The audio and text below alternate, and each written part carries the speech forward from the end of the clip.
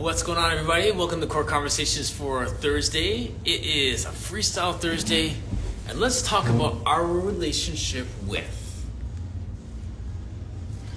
A few things I want to talk about, but before we do that, we're going to get into a few little housekeeping items. My brother Phil just passed by. Requisite Pilates. What's going on? How's everyone doing? Jack, Suzanne Myers, hello everybody. Okay, so Core Conversations, we do a podcast. So like, subscribe and share. And the link is in the bio.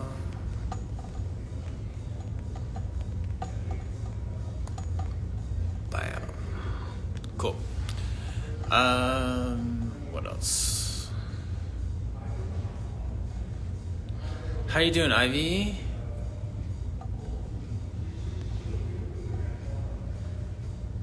Hi, Christina.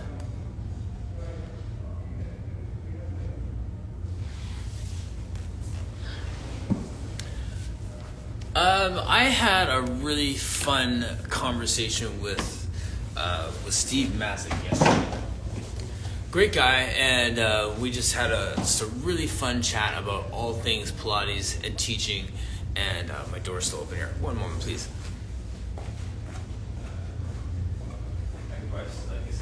It's still hot, but just close that door.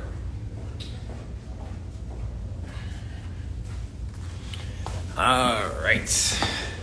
So Ivy, what's going on with you today? Do you have any online classes, any workshops, stuff like that going on? Have some talking notes. Some things I want to touch on today. And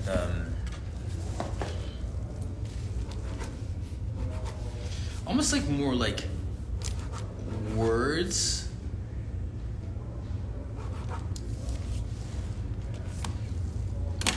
And talking points. So I'll just take a second for a few more people to get into the chat, and then we'll get going. And once again, on a freestyle, you are more than welcome to join me on the live. Just request to join and jump on screen with me. I may ask you to do that, and you could just simply decline. But yes, love to have you.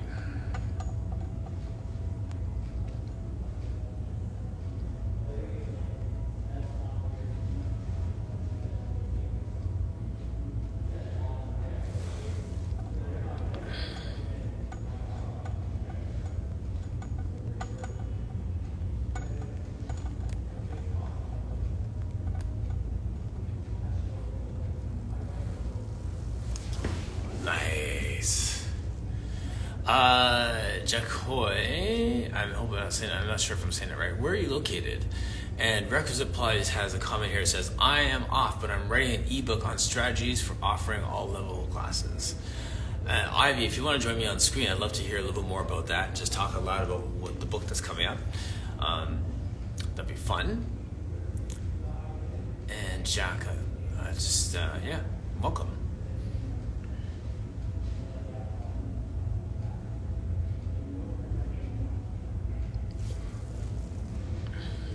We have CanFit Pro coming up this week too. I wonder if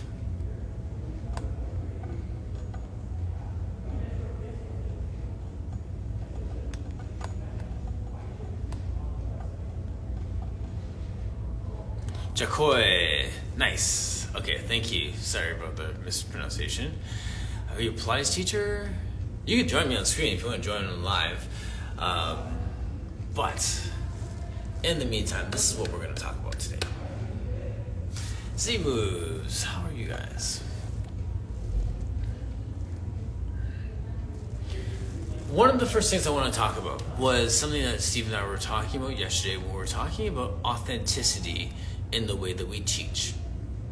And the way that he said it was, there's these times, I'm sure you can identify with this as a teacher, where it looks like you got everything together and your class is running fluidly, you don't have any notes in front of you, and you're just flowing from exercise to exercise and everything looks good.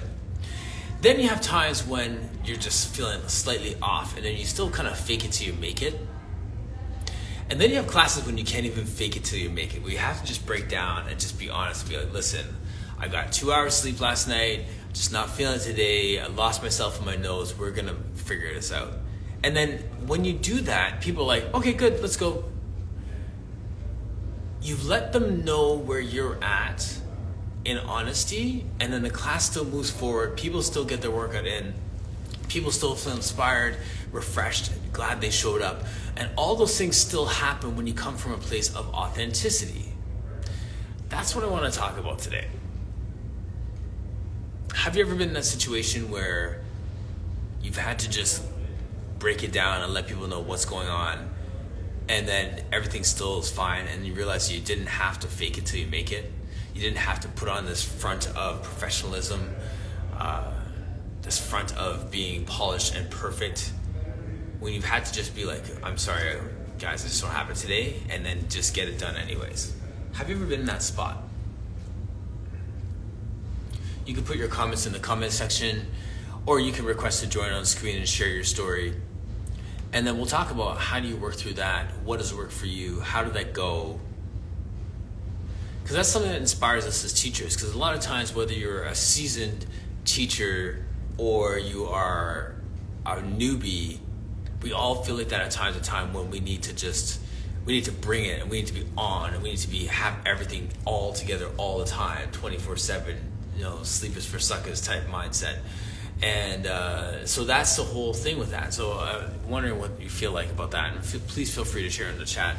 Ivy said my whole 40s so far. Yes, so funny. You're half joking with that, but what do you mean? Say some more about that.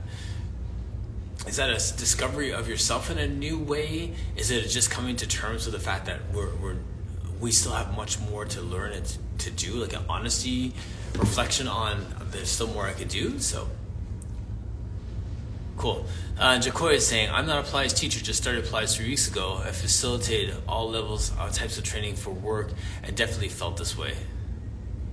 Okay, nice. Okay, I'm just going to pop in real quick. Jacoy, if you want to join me too at some point, please do as well. But I'm going to invite Ivy on.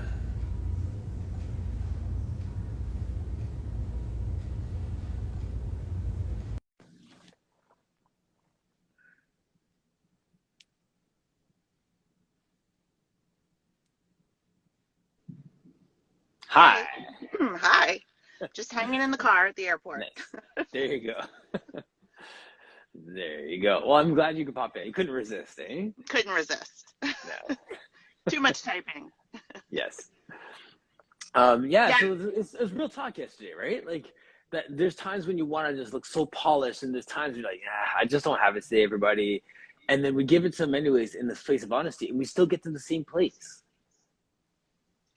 And I think that you draw the people who are there for your authenticity and not for your dog and pony show, right? I mean, I spent a lot of time thinking that as a teacher that I was performing for people. And I think, I was half joking, but also not. Something happened in my 40s where I was like, you know what?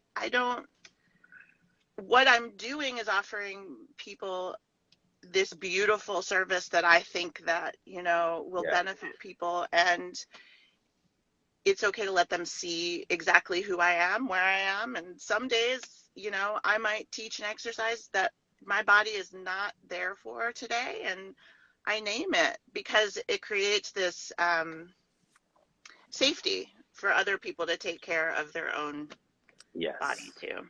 Yeah. And gives them permission to do that as well in different settings. Yep. I love Corey's comment here. So she's not a Pilates teacher, but saying facilitating different types of training. She's definitely felt that way. It does, translate into other areas of our life where we need to be that authentic, and we need to just, present ourselves as we are, right? Yeah. Yeah. And specifically, when you're in a body that, doesn't fit the standard of beauty in our industry, or you have a disability, or you're in chronic pain, or I think just like in therapy, right, where you're not making it about you, Right. But sometimes sharing just the right amount of information and how you can relate to what other people are going through helps build that relationship. And I think it's the same way in Yes. classes. I'm glad that you mentioned that, because there is a sweet spot in terms of how much you share. Mm-hmm. Because I grew up in the personal training world where it's basically they say like they don't care about you. It's not about you. It's their hour. They're paying, so don't bleed all over your clients. Mm-hmm. And then there's also something to be said for the other side where I can say, hey, I'm sorry, I'm just not feeling 100% today, but we're gonna go through this anyway because and just you give it in a way that's authentic, but it's not like, can you sit down while I tell you what happened to me last night? Like, Right. like don't rob them of their hour, but still let them feel safe and a part of the journey. Exactly. Exactly. And you know, what I the other piece that has I've learned in the last, 10 years or so is that while I know a lot, I'm not the expert. And I think Mm-hmm. part of being an authentic human when you're offering or you're facilitating movement Mm-hmm. is to say, you know more about your body than I know about your body. Yes. This is what I experience. Yeah, Maybe that helps, maybe that doesn't, you know? absolutely. Yeah. I'm starting to come to the conclusion that more of this perception of expertise comes in the questions we ask than the answers that we give, Yes. Yes. Yeah. It's true. right? So true. So true. Because I can project all over someone and then, I ask a question and it's the exact opposite of what my perception was. And then Yes, what an opportunity to be, a better support for that person in front of me. absolutely. Yeah. I saw there's a fantastic guy. I know you got to get going, but there's a fantastic physiotherapist that works in the studio, and I have a client who has a bunch of issues due to some injuries in this past, and I set him up to meet with this physiotherapist, and just like an initial meeting before they set the first session, he asked him a bunch of questions that are logical questions for that condition, and realized that it's not those answers. And now he's so excited to work with him because his initial questions were like, no, it's not that, no, it's not that. And you see that he's like so stoked to go on this journey with this guy because he knows he doesn't have the answers. Right. Right. And then you're partnering with someone, Right. versus leading them and, like I said, projecting Mm-hmm. your own goals or whatever. Right. For Yeah. them. Yeah. All Yeah. right, I gotta go. Picking up Do my your mom. thing. All right. Good to see you. Thanks for popping in. Yeah. And to continue that conversation with Ivy, one of the lines I've heard a gentleman say many times in some of the social community work settings I've been in, like Sonia, I see you're in a chat here. I've been in like these community settings as I'm running for city council. And one of the lines that this gentleman has said quite a few times is, let's sit down so we can co-create our solutions. Co-create our solutions. And that phraseology, I wrote it down because I'm like, I'm going to use that all the time because that's exactly it. It's not me coming as the expert saying this is how it needs to be done, nor is it you coming in and telling me what needs to be done. We are co-creating where we go next based on my lived experience and my expertise, my education, based on your lived experience, your education, everything you bring to the table, and then we co-create that solution. In this Pilates setting, we should be co-creating our solutions for people as we work through a class, a private session, a group session. We know where we're going, but then their bodies tell us where we need to go, and together we co-create where it's going to land. That's kind of the offspring, the spin-off of the conversation from yesterday. So back to the original question with some new faces in the crowd. Have you been in that situation where you have to come clean with where you are? And the way I said it earlier was, there's times when you have a class where it's flowing and everything's on point and everything, cues are working and people are getting it. And then there's other days where you're just tough sledding it and you're like, you got to fake it till you make it and you get through. And then there's other days when you can't even do that. We have to just break down and be like, I'm just not here today. I've, had 3 hours sleep. Sorry. And you make it through, and then you still land at a good spot. Have you ever been in that situation where you had to be authentic about how you're feeling and where you are in your class and how it went? I'll throw it out there for a second before we move on to the next piece.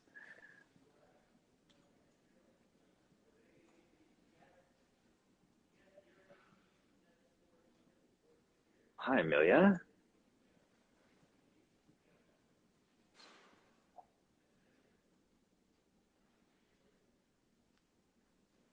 Keto?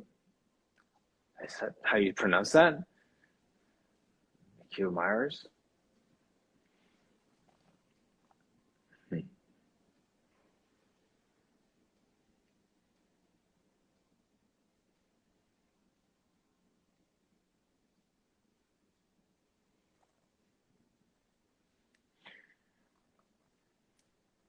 Okay, so figuring it out. I like that. Yes. Here's our comment. It says, yes, co-creating. One of the foundations of convergent facilitation, other ways of engaging with self and others in the care of the whole. Longing for more of that in our world. Love it. So what is convergent facilitation? Love to hear more about that. You got me curious.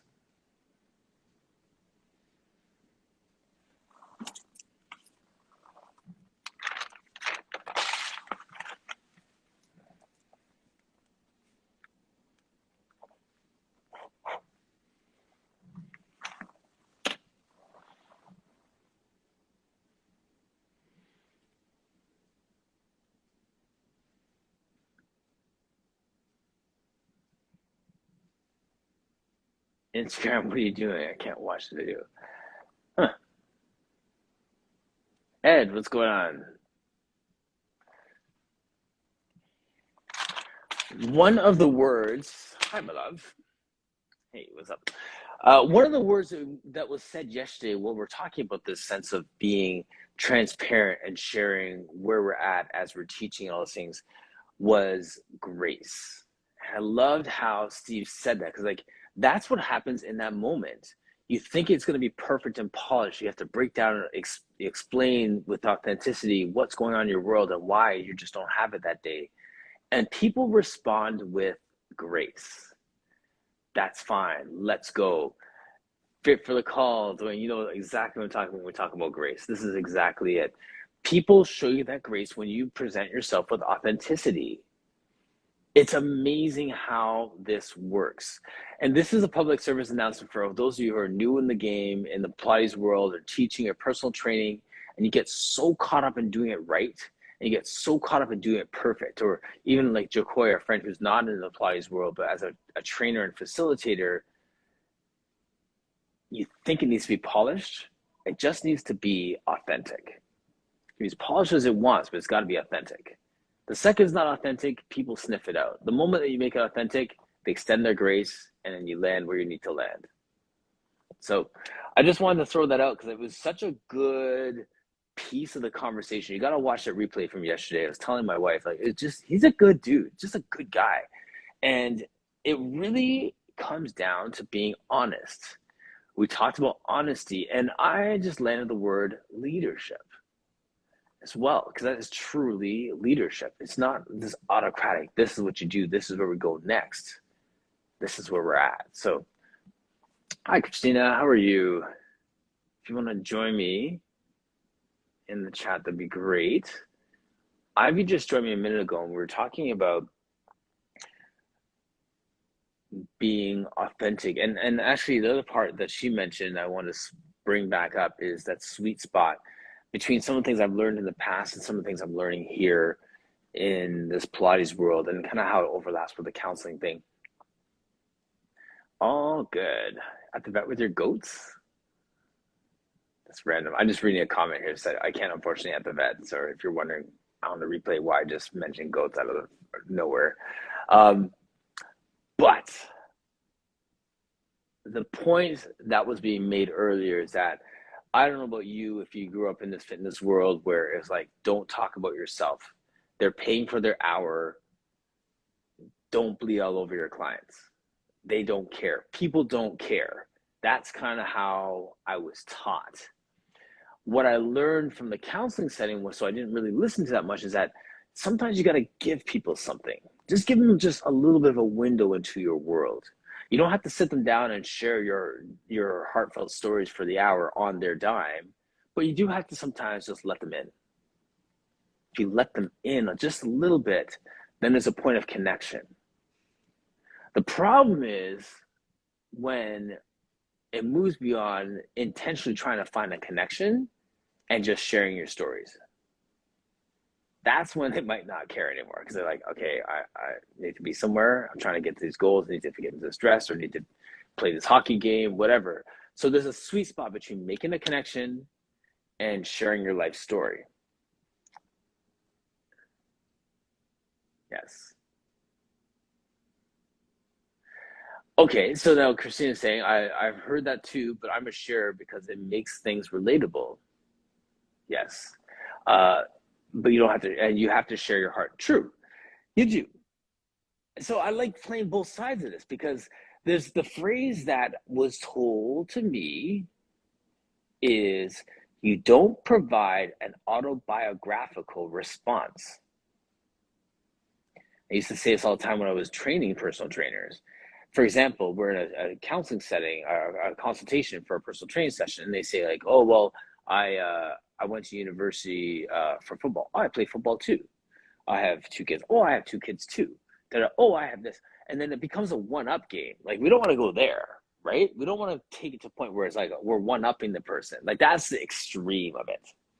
I'm going to read this comment here. I can feel like I can be more real with my private and semi-private, but in a group setting, I find it hard. Yes. Yeah, it's true. And I've had both, right? I've gone into a group setting class where, the teacher's coming in, they're late, they have their coffee in their hand, and they're like, sorry, I had to walk my dog one more time before I showed up. And then it waxes unprofessional.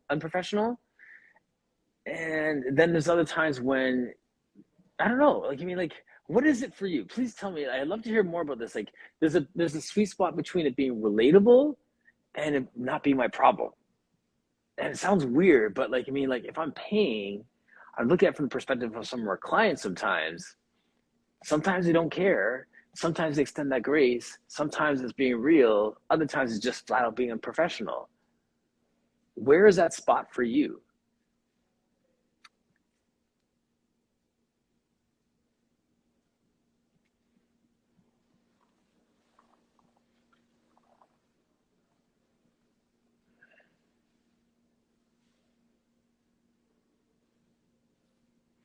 I had clients say to me, it's like, okay, so they've seen their personal trainer. I'm not knocking on personal trainers, I have this applies well too. You see your fitness professional walk in late with a coffee in their hand. And my client has said it to me before. He said, like, if they had time to get a coffee, then they shouldn't be late.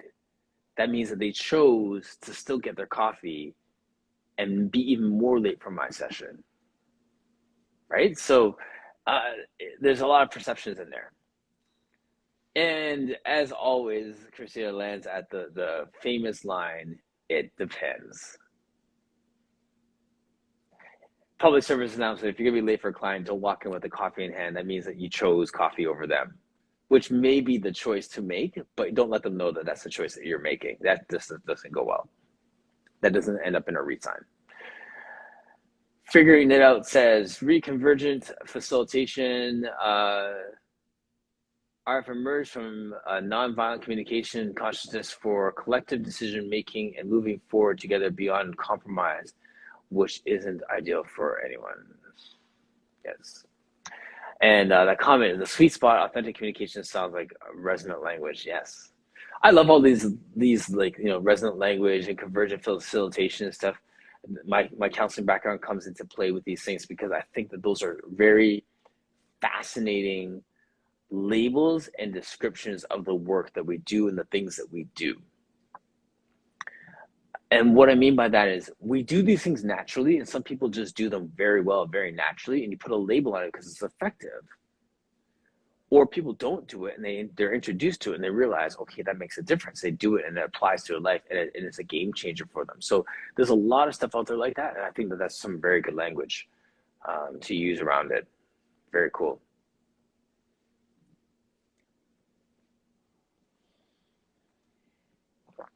The next piece to this, we started to talk about Steve. I wish Steve was in the chat. We almost bring him back on because it was such a good conversation yesterday around mindfulness. Oh, how some people love talking mindfulness. I could see Christina ready to just type away here. And what the piece around mindfulness that came up was the times that you have a client, you're doing your private, your semi-private Pilates session with them, and then all of a sudden they look up and it's suddenly the hour's gone. Like they're just like, there's this astonishment that the hour is gone, and they realize that they didn't even do anything. They're like, we didn't even do anything today. What did we do today? And this happened to me literally, just happened yesterday, where we did some chair work, did some mobility stuff, a lot of balance challenges, ladies sweating profusely, but it wasn't like one of our personal training sessions where it's like you're doing bicep curls and TRX and stuff, nor is it like a reformer stuff where you're challenging yourself doing like, teaser on the long box or something. It was simple movements that had a lot of neural complexity to it, had her working, but she really, like, we did 3 exercises. And there's that sense of, we didn't do anything today. It's like, on the contrary, there's a lot of mindfulness in this work because all of a sudden 55 minutes are gone and you didn't realize it. Mindfulness isn't turning your brain off, as we talked about this yesterday. It's being present in the moment. And when you're that present that you burn an hour, yeah. It's funny, Christine, you're saying it sounds like a great class. I said that to her. I was like, that was a really good class. That you moved really well. I think I say that to people a lot. You moved really well today. It's not like, I don't know how to describe it, but like that was it. It was a really good class for her.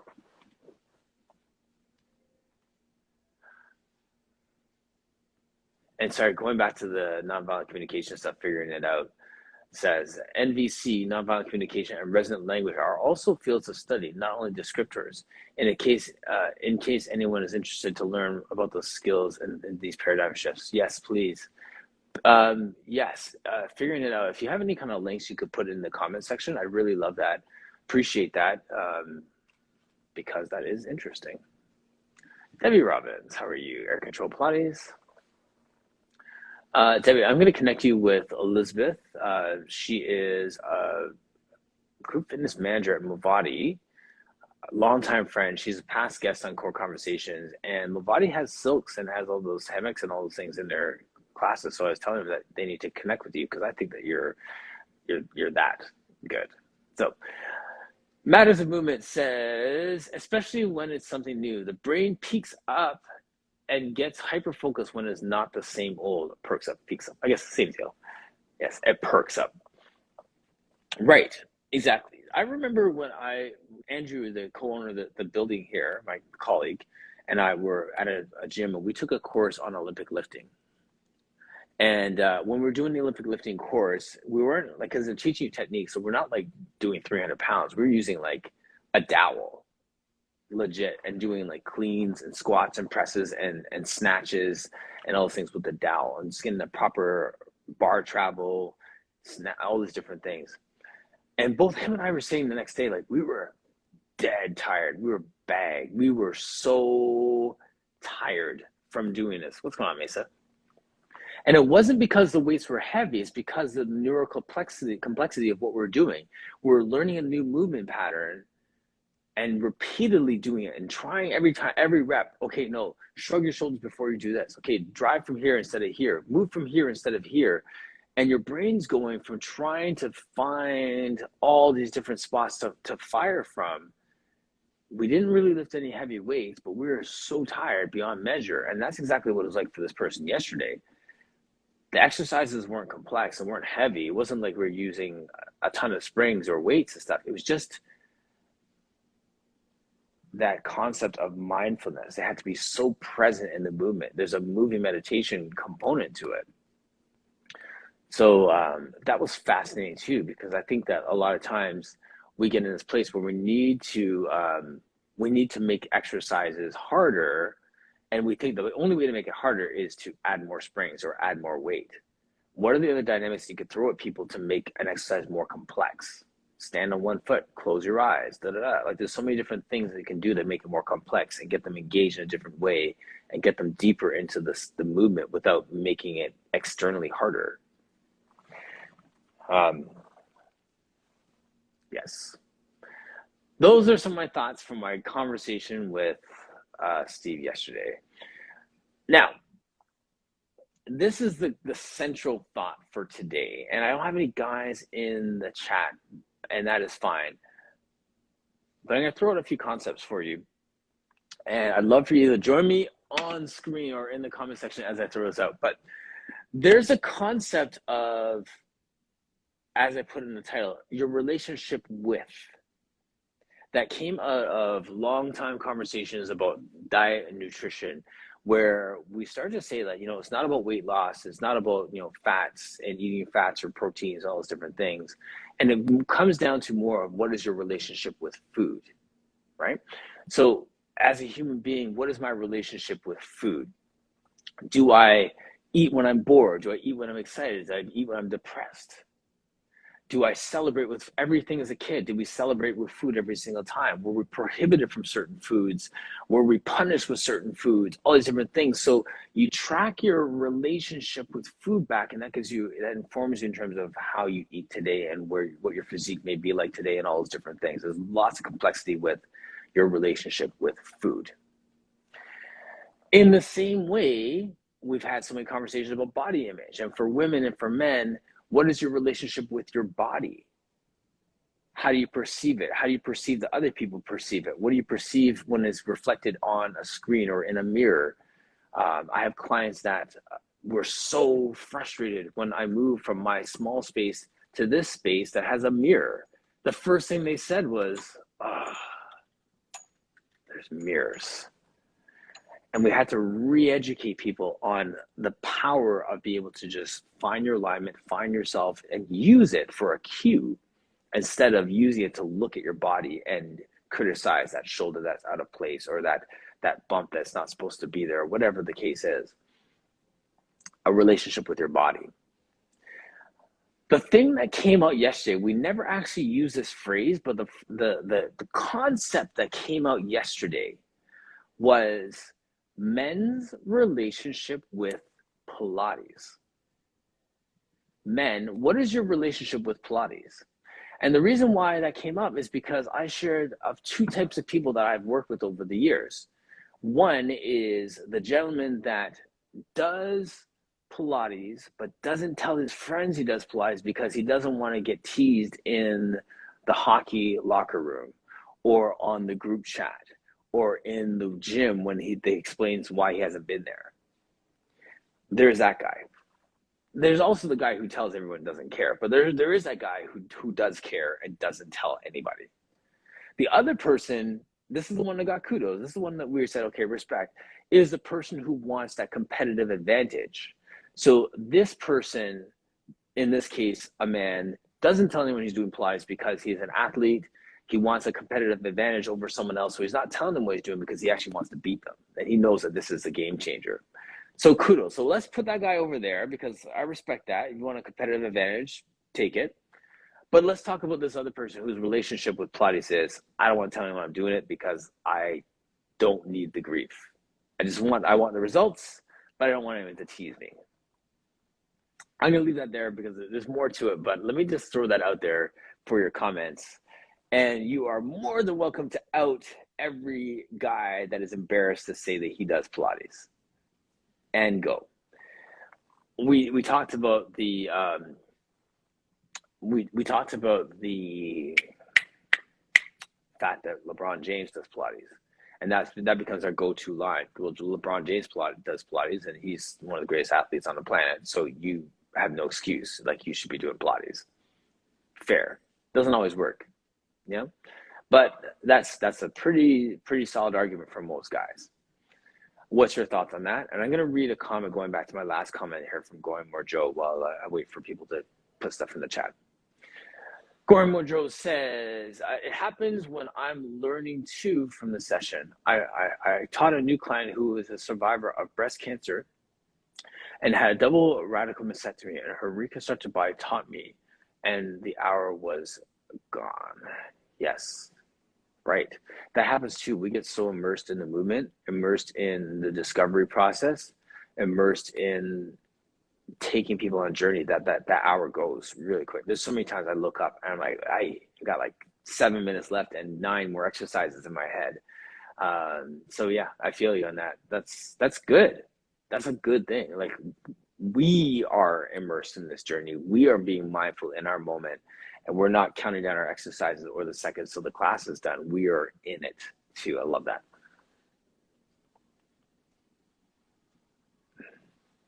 Matters of Movement says, yes, mirrors are a double-edged sword. They are. I don't like it. I wish that people could just use it. And there's days when I want to battle that, and I will, say, well, hey, look. And there's days like today where I literally just turned the equipment so it was facing the wall, regardless of where she was in the room. Because I didn't want her, it's not that I didn't want to battle it, it's just I wanted her to keep moving. I wanted her to not be distracted. And it turned out to be great for her. So it's being sensitive too. Like, you choose your battles, choose what sword you want to die on, right? Like, I'm not going to force someone to look in the mirror, but I also want them to recognize that it can be a tool. And maybe when they're ready for it, like a scale, it can be a tool. It's not evil in of itself. A scale is not a villain. It can provide feedback. So that's not necessarily everyone's experience with it, therefore give them space, right? So men's relationship with Pilates.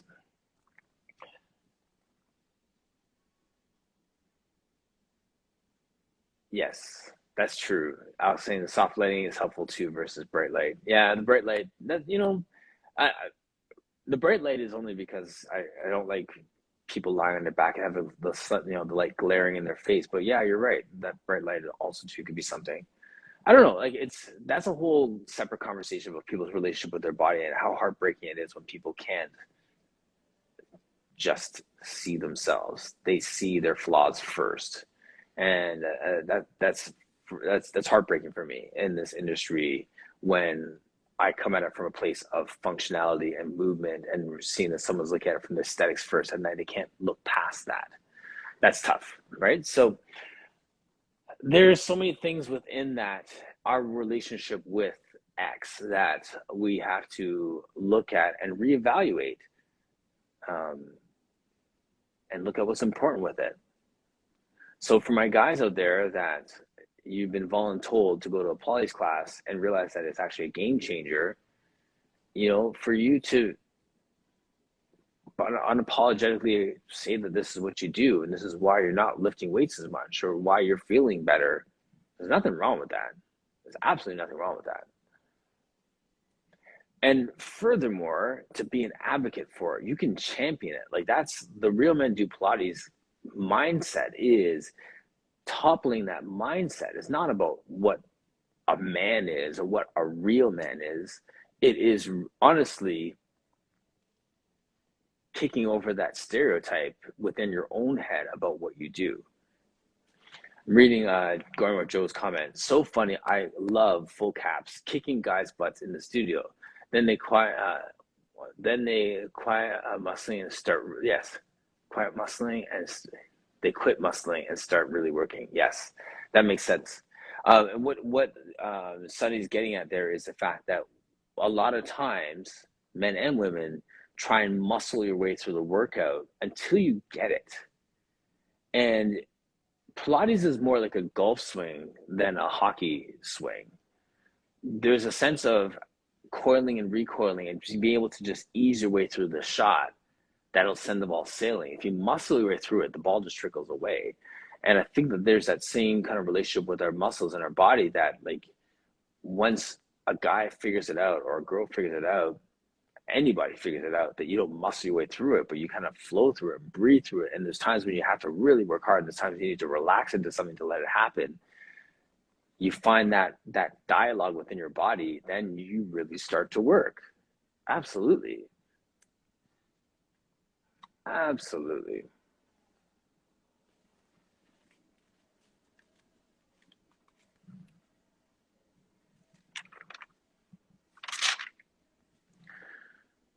Yes.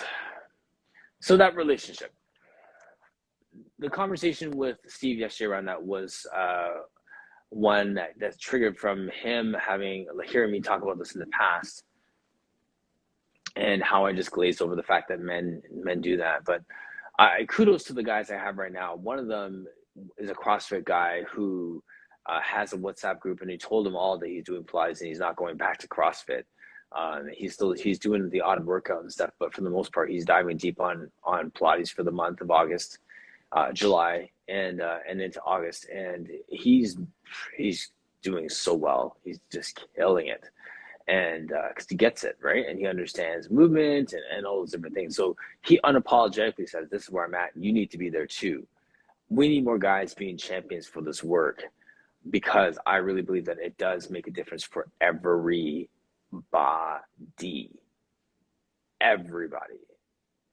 And it's not just a bias because I teach it. I've seen it. I've seen it work with guys. Like I said yesterday, there's a pro athlete that my wife and I met on Tuesday night. And this guy was so excited about Pilates. He found an app. And on my Women Do Pilates page, I put it up. He found an app. It's not even like he found a teacher. Someone said, check out Pilates. He went on the App Store, Google Play, first one on the list, and he's been doing Pilates on his own, in his garage, by himself, and seeing a change. You can't tell me that Pilates isn't powerful when it's not like he spent time with Sonny Almond and was learning the nuances of Pilates from someone who's been doing it for a long time and knows their stuff. This is an app. How many cues, how many things is he missing and still seeing results? How bad must some of his exercises look and still be good for his body? That's a funny part about it. Like, I'm sure you've heard this too. When you're learning Pilates, get used to seeing bad Pilates. There's a sense that like you do it to the best of your ability, but then as it gets better, as you get deeper into the work, your range of motion improves, where your initiated movement changes, your toe point's different, or your flexion's different, all these different things. It looks prettier, but the reality is you're just getting deeper into the work. So this guy on day 2 is telling me how much better he feels, how less puffy he feels, how his spine feels better, how he's taking less painkillers, how this guy lives on cortisone shots, and now he's realizing that this is going to be very good for him. And that's cold app by himself in his garage. That's how powerful Pilates is. You're trying to tell me that Pilates isn't for everybody? Not buying that. That's why I push it, and that's why for me, I push it for men, right? Like, I mean, you could push it for your population, for the people you're most passionate for, but I know that there's guys that will benefit from it on a high level. You do you, I do me, and we all get everyone moving in the way that they need to be moving. The populations that we need to touch base with. I love having people like Nora on here who works with people with disabilities. And she talks about like not only people with disabilities needing it, but the need for teachers who have disabilities to be teaching it to people who have disabilities. That's a gap. That's her area of passion, and that is powerful. So in the same way I do my thing, she does her thing, and you do your thing. And let's just really do our thing well. Dive deep on that well.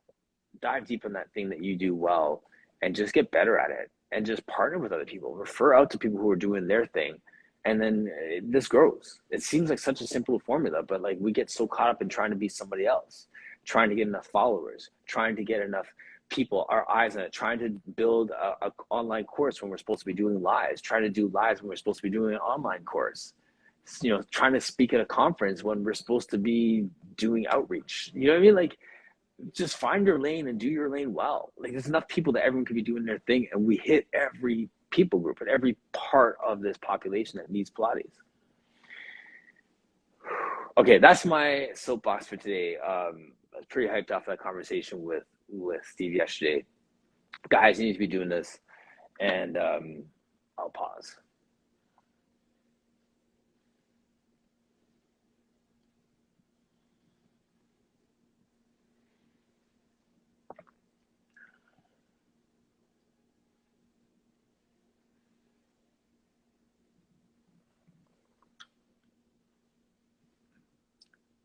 Hi, Marie. How are you? Welcome. As I go on my rant. Mason, you're still in the room. What's going on? B Pilates and Fitness, thanks for joining us.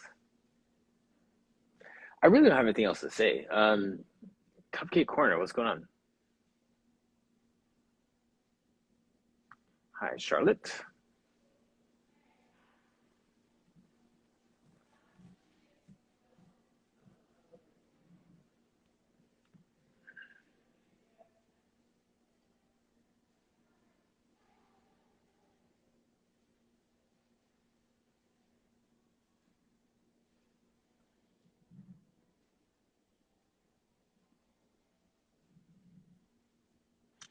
All good.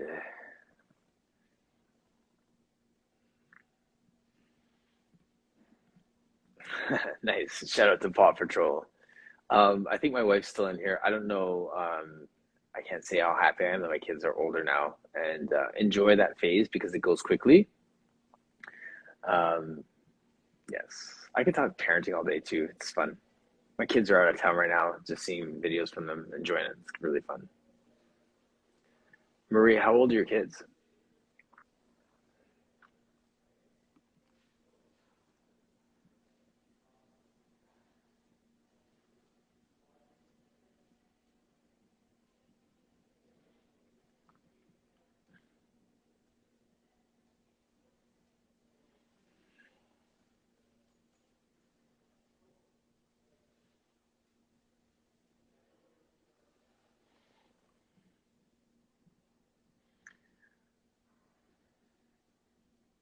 Nice.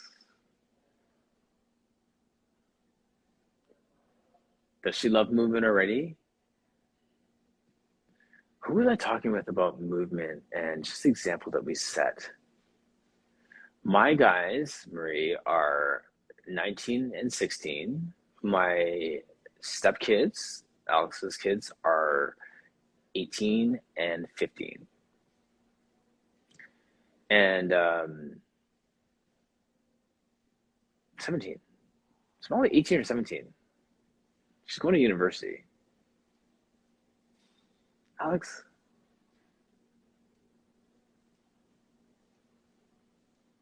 She's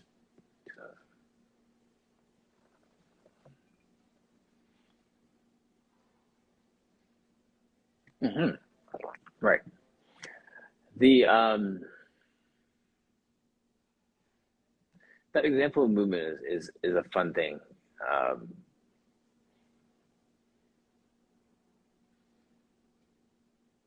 nice. More caught than taught, right, Alex? That's my line. With parenting, there's a lot more things are caught than taught, right? We can go tell our kids, don't eat this, don't eat that, go do this, go do that. But then they see you working out, they see you moving, and they want to emulate what you're doing. You don't have to go tell it, go do 5 exercises on the reformer. They'll just go and do it, right? Yeah. Ava's a perfect example here. Ava's the daughter of Andrew and Naomi, the owners of this building. And she'll come in here and she'll do Pilates with me and she'll do roll-ups and she'll like teach stuff and she has amazing cues because she hears people doing personal training all day long. She's 2, right? So yeah, that stuff's fun. More caught than taught.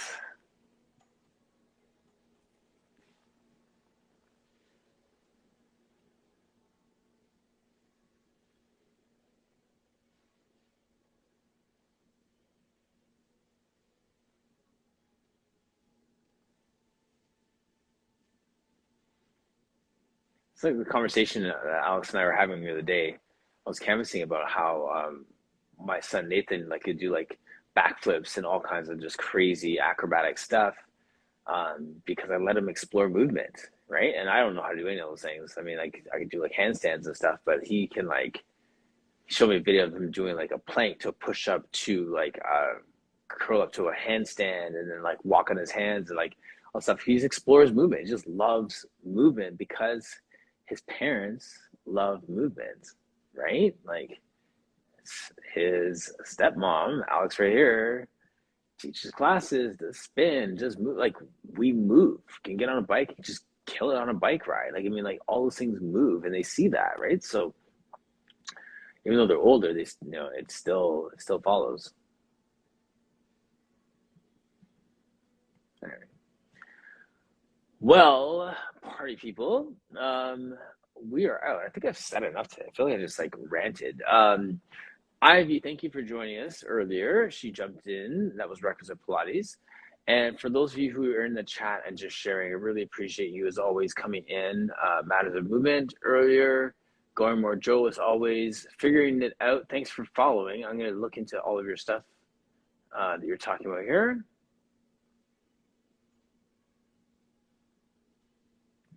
And I love the fact that you said joy there. Yes, so Fair Pilates, Marie's saying that is so cool. It's learned purely through joy and play. And that's exactly it, right? Like, money is also, I have to say too, if you look deep enough on my Instagram, you'll see that I made Nathan do push-ups to get a cookie, right? So maybe this is part of it too. Let's be real.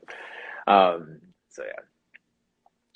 All right, so on that note of cruelty and withholding food from your kids, I am out. It is Thursday. What's going on tomorrow? Not even sure. It'll be freestyle unless I get a guest in.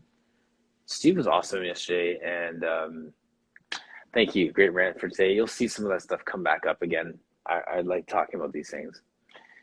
And I hope that we all level up and we all get better. All right, so thank you so much for joining us today, everybody. And we are out.